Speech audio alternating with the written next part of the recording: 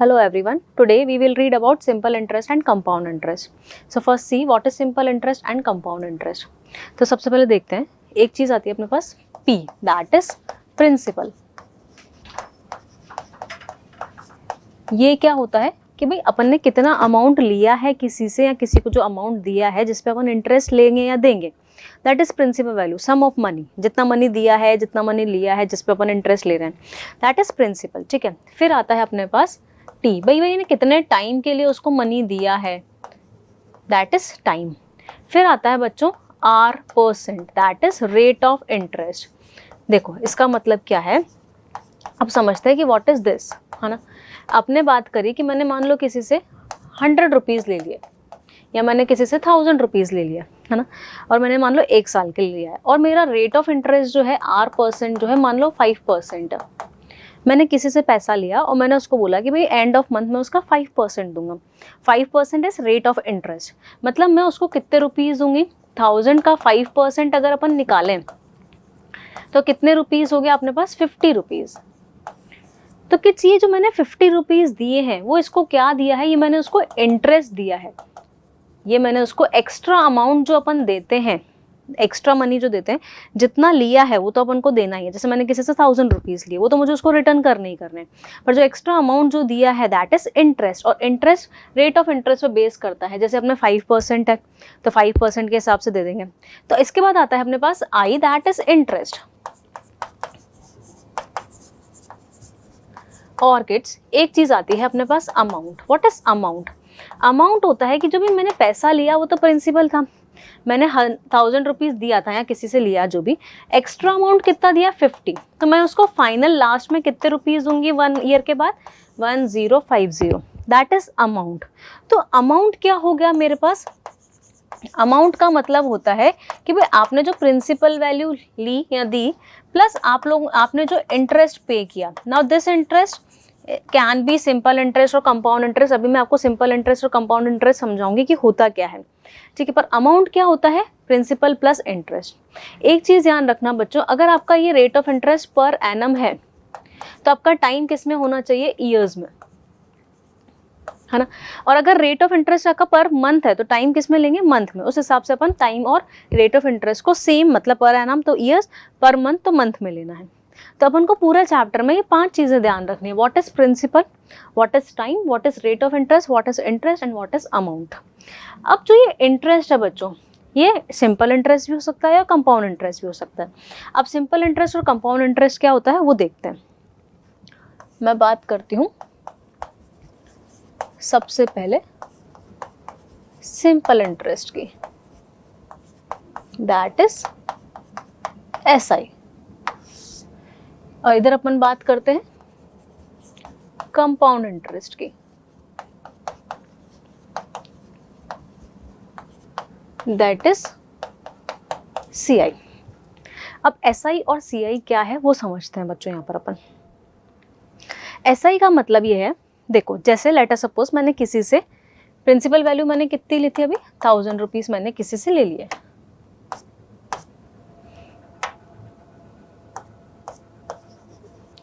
मैंने किसी से 1000 रुपीज़ लिए और मैंने बोला था कि मैं अभी रेट ऑफ इंटरेस्ट मान लेती हूँ, मैंने 10% पे लिया है.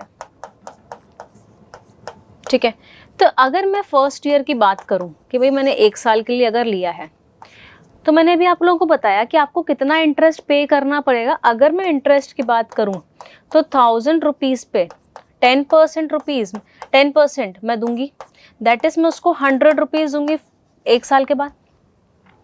ठीक है, पर एनम लेके चल रहे हैं अपन. तो मैं 1 साल के बाद अमाउंट कितना दूंगी, 1000 तो मैं दूंगी प्लस उसको 100 रुपीज़ एक्स्ट्रा दूंगी, दैट इज 1100 आ गया. ठीक है, अगर मैं सेकेंड ईयर की बात करूं, अगर मैंने मान लो उसको 2 साल के लिए लिया है, ठीक है, तो फर्स्ट ईयर में तो मैंने उसको 1100 दिया. अब बच्चों सिंपल इंटरेस्ट में क्या होता है, जो आपका इंटरेस्ट लगता है वो सिर्फ वो प्रिंसिपल वैल्यू पे लगता है, अमाउंट पे नहीं लगता. और कंपाउंड इंटरेस्ट में किस पे लगता है, अमाउंट पे.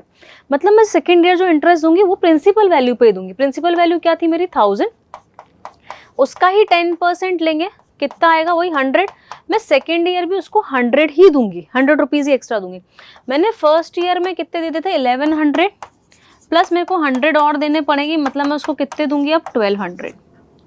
ऐसे ही अगर मैं थर्ड ईयर के लिए निकालना चाहूँ, अगर मैं थर्ड ईयर के लिए निकालना चाहूँ तो वही 1000 पे ही मुझे इंटरेस्ट देना पड़ेगा 10% का, वापस मैं उसको 100 दूंगी, तो मैं फाइनल अमाउंट कितना दूंगी उसको 1200 प्लस 100 दैट इज 1300। मतलब मेरे को 3 साल अगर वो 1000 रुपीज़ अपने पास रखने हैं तो मैं 3 साल के बाद उसको कितना अमाउंट दूंगी टोटल 1300 रुपीज़ का। पर अगर मैं कंपाउंड इंटरेस्ट की बात करूं, मान लो मैंने किसी से 1000 रुपीज़ लिए और सेम रेट ऑफ इंटरेस्ट पे ले लेते हैं अपन 10% पे, तो फर्स्ट ईयर की अगर अपन इसमें बात करेंगे तो 1000 पे 10% लेंगे तो बच्चों ये आया 100, ठीक है। तो मैंने बोला कि भाई ठीक है, अमाउंट कितना हो गया 1000 प्लस 100 दैट इज 1100, ठीक है। इसमें भी वही आया था। अब पहले साल का इंटरेस्ट तो इसमें प्रिंसिपल पे लगा। अगर मैं यहाँ पर सेकेंड ईयर की बात करूँ बच्चों, सेकेंड ईयर में अगर मैं बात करूँ तो मेरा सेकेंड ईयर में जो वो लगेगा इंटरेस्ट लगेगा वो अब 1000 रुपीज़ पे नहीं लगेगा, वो लगेगा 1100 पे। अब मुझे 1100 का 10% मिलेगा, या जो भी दे रहे हो आप, ले रहे हो, जैसा भी पैसा कर रहे हो, मतलब मेरे को सेकेंड ईयर में 1110 रुपीज़ मिलेंगे। मेरा अमाउंट कितना हो जाएगा 1100 प्लस 1110 दैट इज 1210, जबकि यहाँ पर अमाउंट कितना हो रहा था 2 साल के बाद 1200 ओनली, और अब अमाउंट कितना हो रहा है 1210 हो रहा है। अगर मैं थर्ड ईयर की बात करूं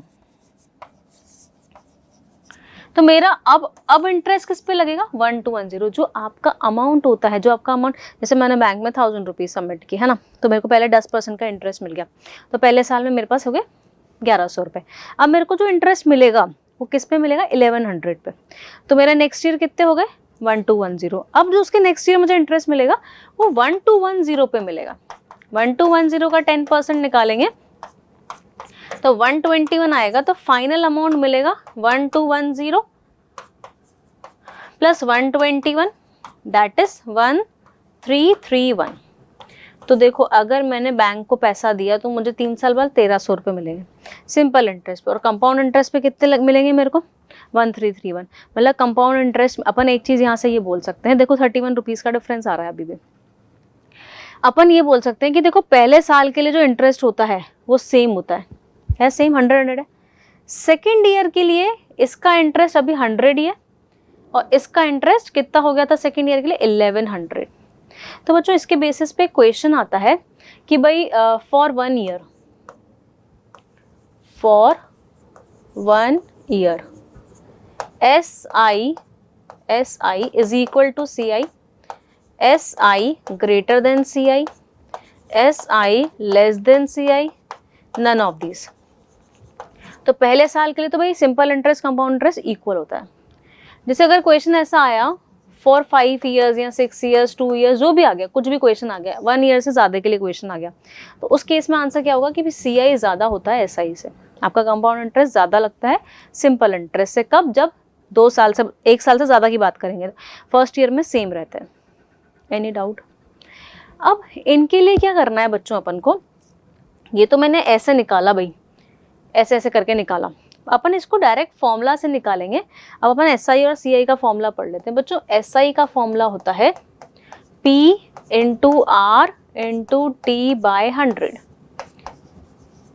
ये SI का फॉर्मूला होता है, आपको एक फॉर्मूला ये याद करके रखना है।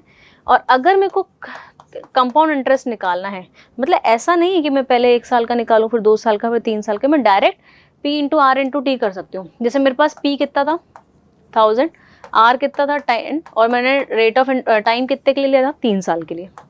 तो बच्चों देखो यहाँ से अपने पास 3000 रुपीज़ आ गया, आगे डायरेक्ट SI, सॉरी 300 रुपीज़, कितना आ गया 300, इंटरेस्ट 300 आ गया। तो इंटरेस्ट मैंने 300 का दिया था, 100 प्लस 100 प्लस 100, मैंने 300 का इंटरेस्ट दिया था, तभी तो 1300 रुपये हो गए थे मेरे, ठीक है। ये तो हो गया SI। CI का फॉर्मूला होता है P 1 plus R by 100 power n minus 1। देखो इसको अप्लाई करते हैं। प्रिंसिपल वैल्यू मेरी 1000 थी, 1 प्लस आर मेरा 10 था, बाय 100 मैंने कितने साल के लिए लिया था, 3 साल के लिए, -1 दैट इज 1000। बच्चों ये कट जाएगा, ये 11/10 11/10 पावर 3 हो जाएगा, -1 1000 11 का क्यूब 1331/1000 -1 दैट इज 1000 इंटू 331/1000। ये कट जाएगा तो कितना कंपाउंड इंटरेस्ट कितना आ जाएगा, 331। आप देख सकते हैं 1000 रुपीज़ था, मैंने 1331 दिया, इंटरेस्ट कितने का दिया, 331 रुपीज़ का। ये आ चुका है यहाँ से। तो ये SI का फॉर्मूला होता है P into R into T/100 बच्चों, और ये CI का फॉर्मूला होता है। आप SI और CI का फॉर्मूला याद कर सकते हैं। अच्छा, CI के केस में अमाउंट डायरेक्ट भी निकाल सकते हो। अमाउंट का डायरेक्ट फॉर्मूला होता है इसके अंदर P1 plus R/100 power n। -1 नहीं करते क्योंकि -P हो रहा है। देखो P1 प्लस R/100 -P करते ही कंपाउंड इंटरेस्ट आ रहा है। अगर इस -P को हटाऊंगी तो मेरे को अमाउंट आ जाएगा यहाँ से। तो अमाउंट का डायरेक्ट फॉर्मूला भी लगा सकते हैं आप किसी क्वेश्चन में, और कंपाउंड इंटरेस्ट निकाल के फिर अमाउंट भी निकाल सकते हैं आप लोग। ठीक है, अपन को ये दो चीज़ें ध्यान रखनी है। अब अपन एक टेबल बनाते हैं, जो मैंने वैल्यूज़ निकलवाई थी उसके थ्रू एक टेबल बनाते हैं। मैंने अभी आपको सिंपल इंटरेस्ट, कंपाउंड इंटरेस्ट की एक वैल्यू निकालना सिखाया था, उसकी एक टेबल फॉर्म कर रही हूँ मैं। ठीक है, देखो अपन इसमें जो वैल्यूज़ लिख रहे हैं SI और CI के लिए ले रहे हैं, SI और CI के लिए ले रहे हैं। ठीक है, ये मैं ईयर ले रही हूँ। यहाँ पर मैंने 3 साल के लिए टेबल बनाई थी, वहाँ पर मैंने आप लोगों को क्या क्या बताया था, C इधर नहीं लिख रही मैं,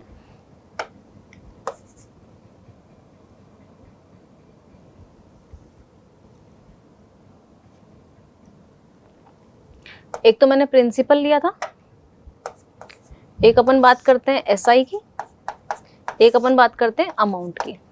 यहाँ पर भी अपन प्रिंसिपल, CI और अमाउंट की बात करते हैं। मैंने अभी 3 साल के लिए आपको SI CI निकालना सिखाया था। अपन ने क्या लिया था कि भाई पहले साल में 1000 रुपीज़ था, फर्स्ट ईयर, सेकेंड का और थर्ड का ले लेते हैं अपन। ठीक है, अगर मैं SI की बात करूँ तो मैंने प्रिंसिपल कितना लिया था, 1000। मेरा इंटरेस्ट कितने का लगा था, 100 का। मेरा ये हो गया था 1100, स्टार्टिंग में ये लिया था।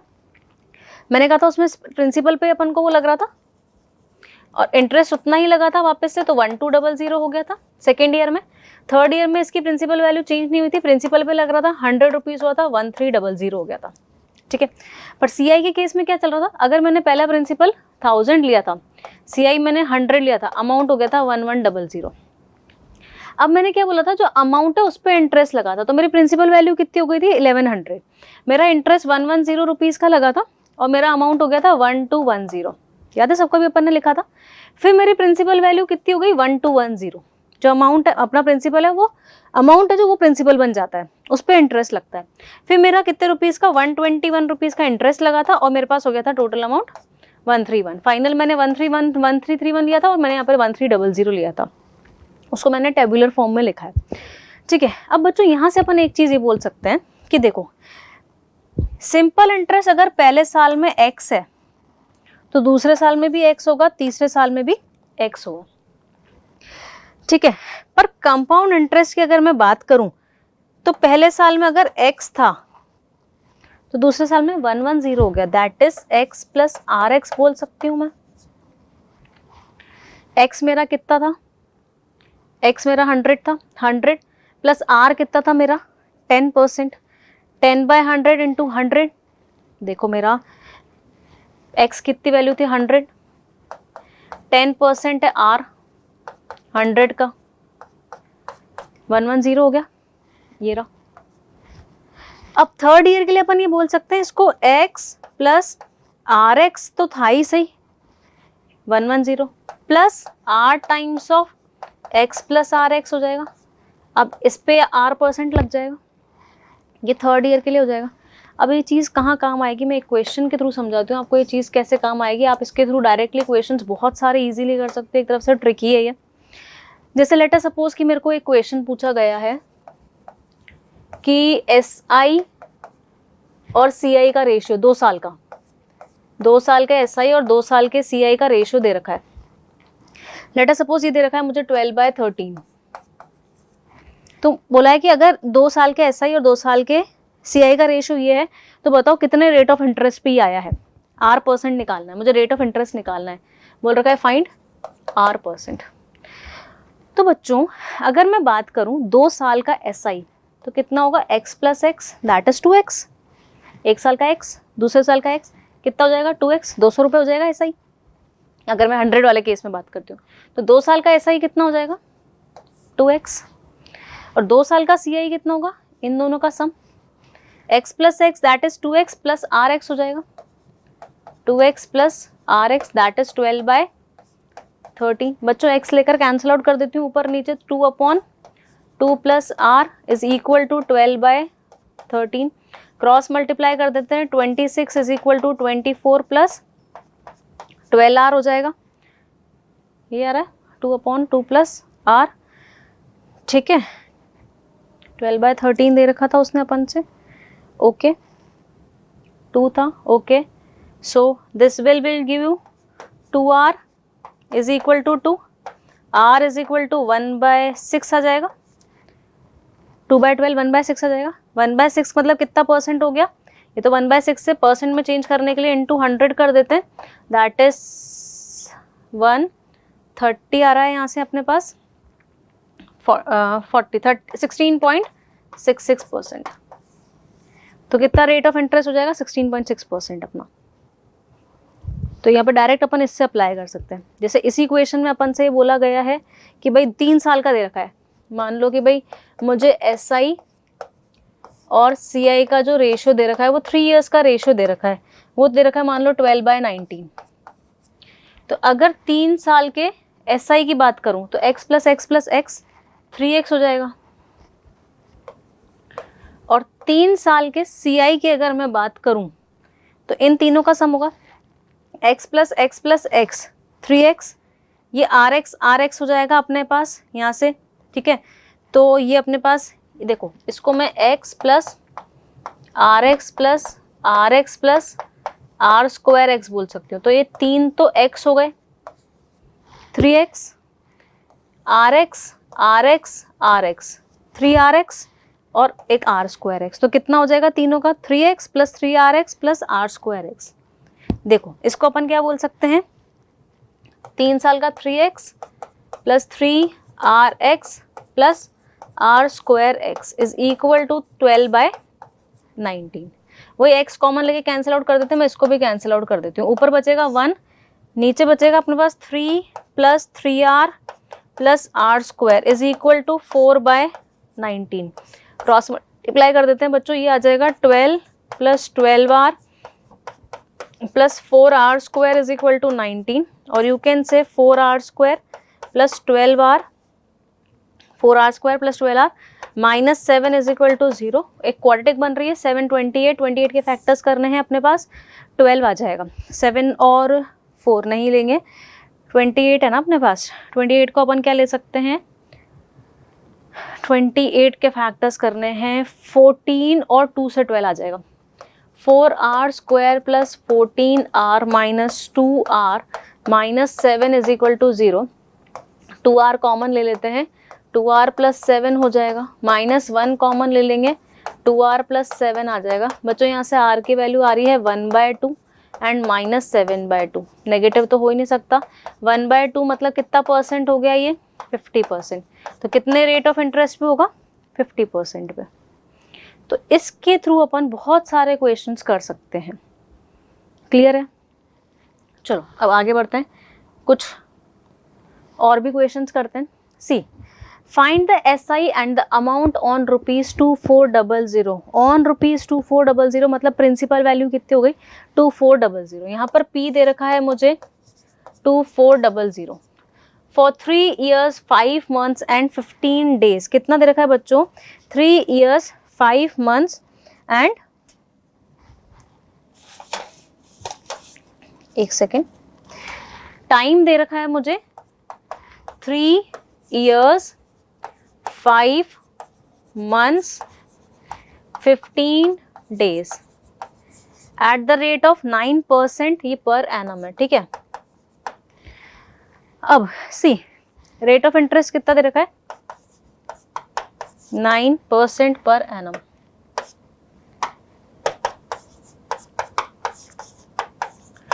अब ये अपना पर एनम में है, तो अपन एक काम करते हैं, इस टाइम को भी ईयर में चेंज करते हैं पूरे को।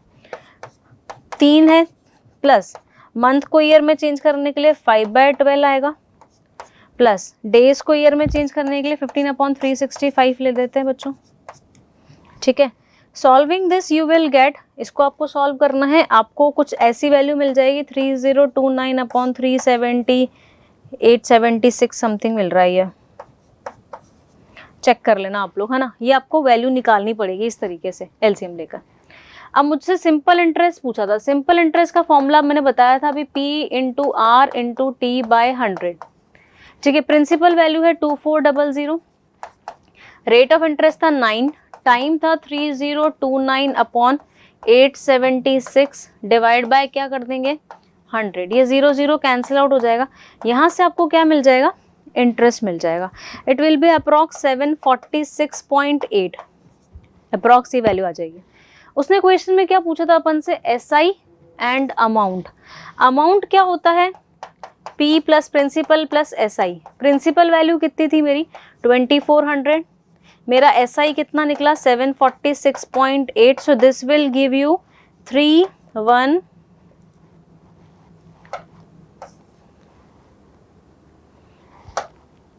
That is equal to 3146.8 something, जो भी वैल्यू आ रही होगी आप लोगों की। बस मैंने ये बोला आप लोगों को कि भाई आपका rate of interest per annum है, तो इसको आप लोग ईयर में चेंज कर दो पूरे को, और आप एसआई का फॉर्मूला लगा के एसआई और अमाउंट निकाल सकते हैं यहाँ से। क्लियर है, चलो नेक्स्ट देखते हैं। Find the rate of interest when rupees इतना अमाउंट्स टू रुपीज इतना।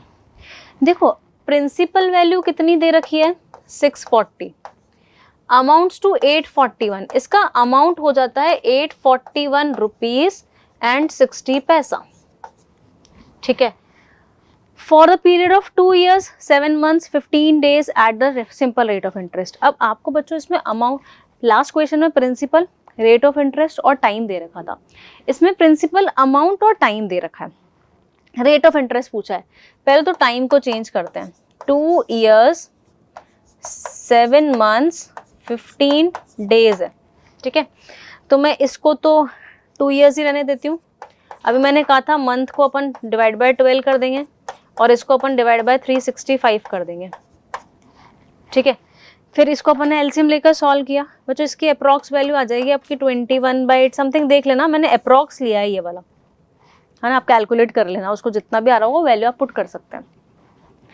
अब उसमें अपन को देखो, अब मैं फॉर्मूला लगा रही हूँ वही एसआई का, P into R into T by 100।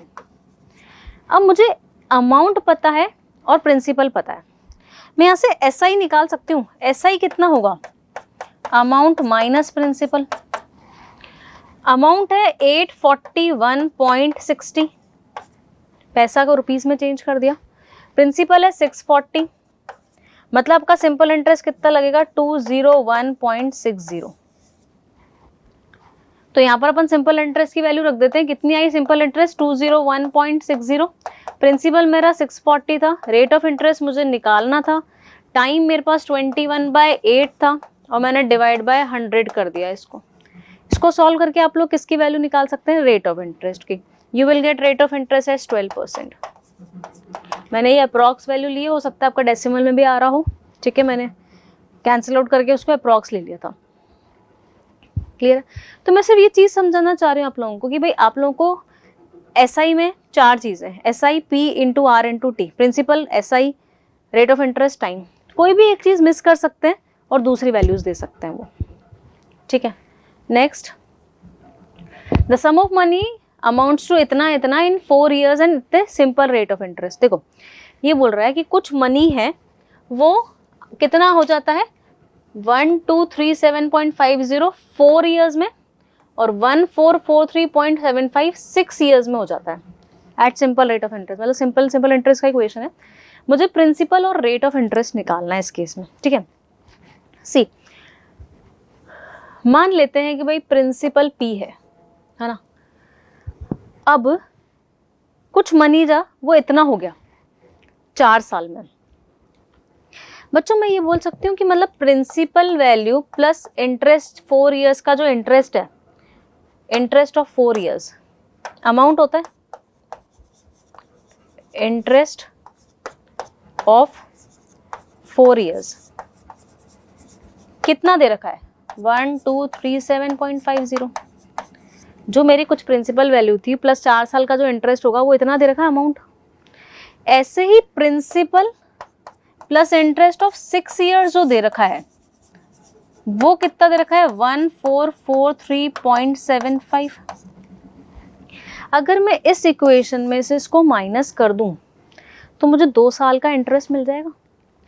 क्या मैं यहाँ से बोल सकती हूँ कि इंटरेस्ट P से तो P कैंसिल आउट हो जाएगा बच्चों, ये वाला इंटरेस्ट ऑफ 2 इयर्स जो आएगा, इंटरेस्ट ऑफ 2 इयर्स जो आएगा वो 1443.75 में से 1237.50 रह जाएगा विच इज इक्वल टू 25 और यहाँ से आएगा 13 है ना अपने पास, 6 आ जाएगा ये अपने पास, ये 0 रह जाएगा।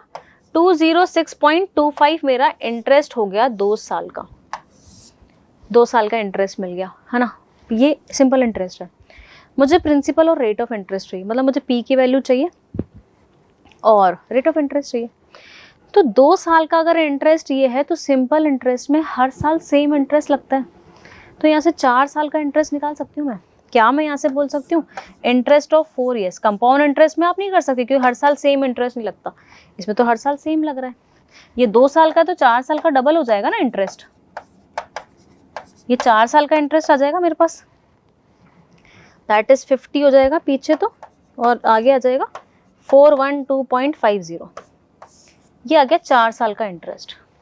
अब मैं इस इक्वेशन पुट कर रही हूँ फर्स्ट वाली में, तो प्रिंसिपल प्लस 4 साल का interest that is 412.50 is equal to 1237.50 के इक्वल था। तो बच्चों यहाँ से प्रिंसिपल वैल्यू मिल जाएगी इस माइनस करके, 1237 माइनस दिस करेंगे 528, तो प्रिंसिपल वैल्यू कितनी मिल जाएगी 825 प्रिंसिपल वैल्यू मिल गई। अच्छा अपन को पता है SI का फॉर्मूला होता है P into R into T by 100। अगर मैं 2 साल का इंटरेस्ट ये ले लूँ, कौन सा 206.25, प्रिंसिपल मेरा था 825, रेट ऑफ इंटरेस्ट मुझे निकालना है, टाइम मैंने 2 साल वाला इंटरेस्ट लिया है तो 2 ले लूँ, अगर आप 4 इयर्स वाला लोगे ये लिख लो, यहाँ पर 4 ले लो, बात तो बराबर है। From here you will get the rate of interest which will be equal to 12.5%। ठीक है, तो यहाँ से अपन रेट ऑफ इंटरेस्ट इस तरीके से निकाल सकते हैं। तो मतलब मैंने क्या करा, पहले अमाउंट वाला फॉर्मूला लगाया, प्रिंसिपल प्लस इंटरेस्ट 4 साल का, प्रिंसिपल प्लस इंटरेस्ट 6 साल का, दोनों को सब्ट्रैक्ट कर दिया, 2 साल का इंटरेस्ट आ गया, 2 साल से 4 साल का इंटरेस्ट निकाल लिया, यहाँ 4 साल का इंटरेस्ट लगाया तो प्रिंसिपल मिल गया, प्रिंसिपल मिलते इक्वेशन सॉल्व हो गया मेरा। क्लियर, ये तो थे कुछ सिंपल इंटरेस्ट के क्वेश्चंस। अगला पढ़ते हैं। महादेव लेंट आउट रुपीज इतना फॉर 2 इयर्स, महादेव ने किसी को रुपीज इतने दिए, कितने साल के लिए 2 साल के लिए, एंड रुपीज इतने for 3 years at the same rate of interest. देखो कितनी प्रिंसिपल वैल्यू दी 7953 दिए 2 साल के लिए और 1800 दिए 3 साल के लिए at the same rate of interest. मान लेते हैं दोनों को उसने x r% पे दे दिया, x% पे दे दिया, जो लिखना चाहो, रेट ऑफ इंटरेस्ट दोनों के केस में r% ही है। ठीक है, SI का इक्वेशन है, SI इफ ही गॉट इतना as a total interest, total interest इतना मिला है उसको, find the rate of interest. बच्चों इस केस में फर्स्ट केस में कितना इंटरेस्ट मिला होगा P into R into T by 100, first case में इतना इंटरेस्ट मिला होगा इसको। सेकेंड केस में कितना इंटरेस्ट मिला होगा 1800 P into R into T by 100, कैसे भी करके लिख सकते हैं आप लोग। सेकेंड केस में उसको इतना इंटरेस्ट मिला होगा, दोनों को मिलाकर उसको इतना इंटरेस्ट मिल रहा है, दोनों का सम कर लेते हैं अपन यहाँ पर। ठीक है, दोनों को मिलाकर कितना इंटरेस्ट मिल रहा है इतना, इसको अपन अगर मल्टीप्लाई कर दें 79 इसको करेंगे तो 15 5906 R बाय 100 आएगा, और 1800 को इससे करेंगे तो 5400 R बाय 100 कर देते हैं। अभी मैं कैंसिल आउट नहीं कर रही क्योंकि बाद में काम आ जाएगा ऐड करने में। इन दोनों का sum 15906 R plus 5400 R by 100 की जो वैल्यू दे रखी है, this is equal to 2343.66। Total interest इतना मिल रहा है उसको एंड ऑफ द ईयर में। ठीक है बच्चों, इसको ऐड करते हैं 6013112100 और इसको मैं इससे मल्टीप्लाई करूंगी तो 234366 आ जाएगा। ये आएगा यहाँ से अपने पास।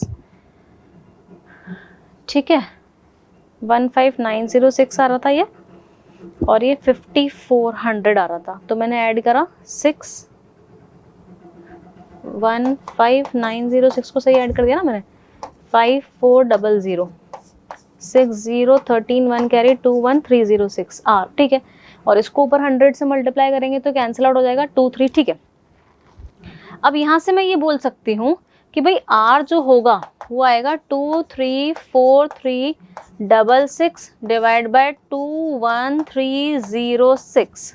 ठीक है, 21306 माइनस कर देंगे अगर 1 टाइम तो 21306 आएगा। 23436 में से 21306 माइनस कर दिया, 03121 ही आ रहा है, तो 11% आ जाएगा बच्चों यहाँ से।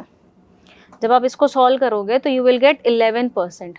तो रेट ऑफ इंटरेस्ट कितना हो जाएगा, तो ये पूछा है find the percent rate of interest which is equal to 11%। Clear है? चलो नेक्स्ट करते हैं। The compound interest on rupees इतना percent per annum is rupees इतना। बहुत इजी सा क्वेश्चन है। उसने बोल रखा है इतने रुपीज पे इतना इंटरेस्ट है, मतलब प्रिंसिपल वैल्यू कितनी है 30,000, रेट ऑफ इंटरेस्ट कितना है 7% पर एनम, और बच्चों कंपाउंड इंटरेस्ट कितना दे रखा है 4347। टाइम पूछा है इस क्वेश्चन में, तो देखो यहाँ तो आप कंपाउंड इंटरेस्ट का फॉर्मूला लगाओ, यहाँ भी इस क्वेश्चन में अमाउंट का फॉर्मूला भी लगा सकते हो डायरेक्टली। मेरा अमाउंट कितना होगा, प्रिंसिपल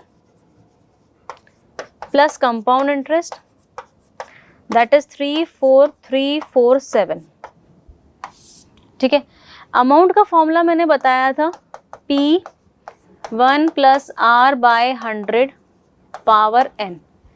अमाउंट कितना है 34347, प्रिंसिपल कितना है 30,000, 1 प्लस रेट ऑफ इंटरेस्ट कितना है 7/100, टाइम कितना है n।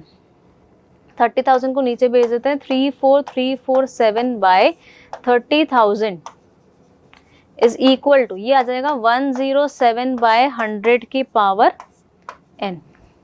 बच्चों ये दोनों 3 से कैंसिल आउट हो रहे हैं, ये 10,000 टाइम्स हो रहा है, ये 11449, ये है 100 की पावर 2 और ऊपर वाला है 107 की पावर 2। मैं इधर वाले को 107/100 की होल पावर 2 बोल सकती हूँ, और इसको मैं 107/100 की पावर n बोल सकती हूँ।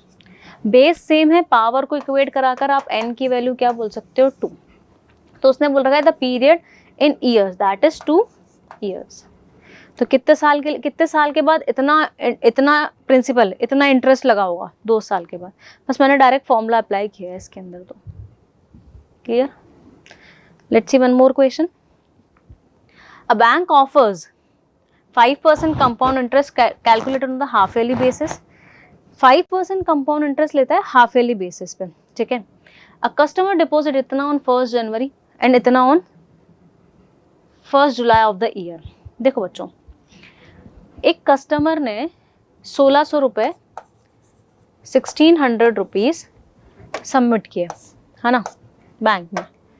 कितना अमाउंट, कितना प्रिंसिपल वैल्यू किया 1600।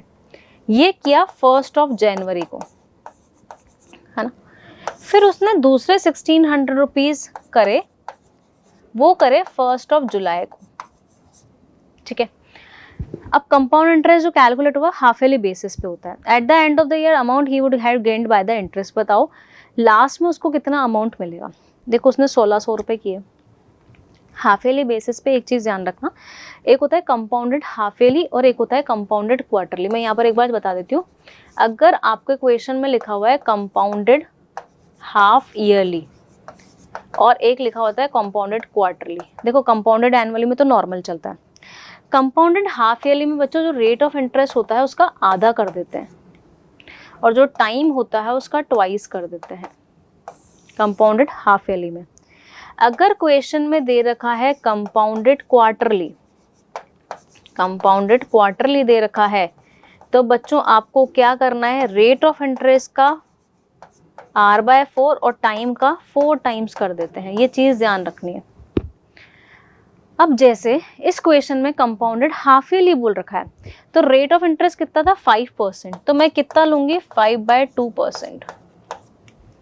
और टाइम जैसे amount would have gained by the way of interest at the end of the year, ये 1 साल की बात कर रहे हैं, 1 जनवरी से 1 साल पूरा, ठीक है। तो टाइम 1 साल हो गया, ये रेट ऑफ इंटरेस्ट था, टाइम 1 साल हो गया, पर मैंने क्या बोला था आपको, कंपाउंडेड हाफ ईयरली में टाइम का ट्वाइस कर देते हैं, तो 2 इयर्स हो जाएगा। यहाँ से अमाउंट कितना मिलेगा उसको, P1 + R/100⁻²। इस केस में देखते हैं रेट ऑफ इंटरेस्ट, तो इस केस में भी 5/2 ही होगा। अब बच्चों इस केस में टाइम देखना, ये जो टाइम 1 जुलाई से ये 1 जनवरी को किया है ना, 1 जुलाई से अगर मैं एंड ऑफ द ईयर देखूं तो 6 मंथ्स ही हुए, टाइम वैसे 6 मंथ्स था, पर मैंने बोला हाफ ईयरली में ट्वाइस कर देते हैं तो 12 मंथ्स हो जाएगा, मतलब 1 ईयर हो जाएगा। इस केस में अमाउंट कितना होगा, P1 + R/100⁻1 ले लेंगे, ठीक है। ये मैं रब कर रही हूँ यहाँ से। अब उसने बोल रखा है कि बताओ लास्ट में उसको कितना अमाउंट मिलेगा, तो क्या करेंगे, इसको और इसको ऐड कर दें अगर अपन, तो टोटल अमाउंट मिल जाएगा, ठीक है। इसको अगर मैं सॉल्व करूँगी तो 1600 × 5/200 41/5/200 है ना, 1/1 कितना आ रहा है 40, तो ये आ जाएगा 41/40 × 41/40। ये है अपने पास 1600, वही 5 तो ये ओनली आएगा 41/40। दोनों को ऐड करना है अपन को क्योंकि टोटल अमाउंट निकालना है। 1600 41/40 × 41/40 प्लस 1600 × 41/40। बच्चों 1600 × 41/40 में कॉमन ले लेती हूँ, इसके बाद बचेगा 41/40 + 1, ये होगा 1600 × 41/40 × 81/40, ठीक है। ये तो दोनों 0 0 0 0 4 4 ये सब कट जाएगा, मिलेगा 41 × 81 that is 3321। The amount he would have gained at the end of the year is 3321। तो इस तरीके से आप कंपाउंडेड हाफ ईयरली हो, कंपाउंडेड क्वार्टरली हो, कोई भी क्वेश्चन इस तरीके से कर सकते हैं। Clear? So this is all about compound interest and simple interest. Thank you.